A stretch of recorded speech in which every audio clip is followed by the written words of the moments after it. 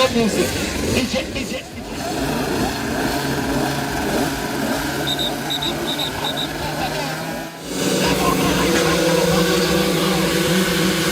Ubwa nyuma yo kuhendera umwaka gw'2025 bimbira abandi b'imyaka yo mu Uganda, East Africa na Africa. Helena Birungi nagira ngo nuko aragumize munakoresa man okureba ngo n'ubwo umwaka yasingure medali.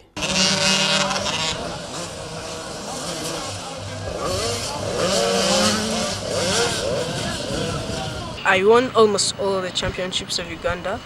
I got first in East Africa 50cc and first in the women's junior championship in Africa.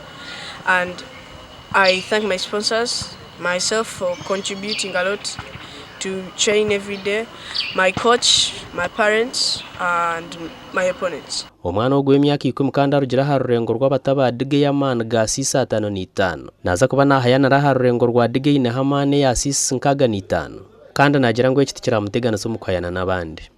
My bike had refused to start on the gate while we were going for hit 2.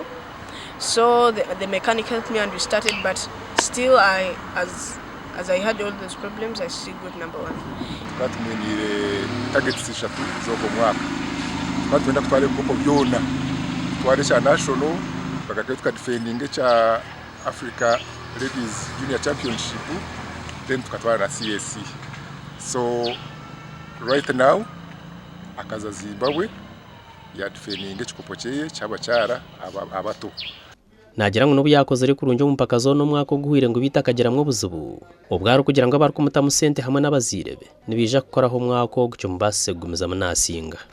Edison Birungi rishe wa Birungi nagira ngo bamutebekanize kurunje ha stage yagireho okureba ngo yavuga kurunje atine kutegana subwa. But our target 1 is qualify for CSC and also go back to Namibia where we will have the MXON. Kaza kuvuga MXON. But our main emphasis is to make sure that the training of the skills to her, our basics is a new class. Nzutukuza ku emphasize ngaho umwako. Omuzano go gwa pichipichi tegurkweta gwa mubanya Uganda binji kandi Birungi no mwaha bavuga imbarwa okurwa mu cyanga cya Ankole.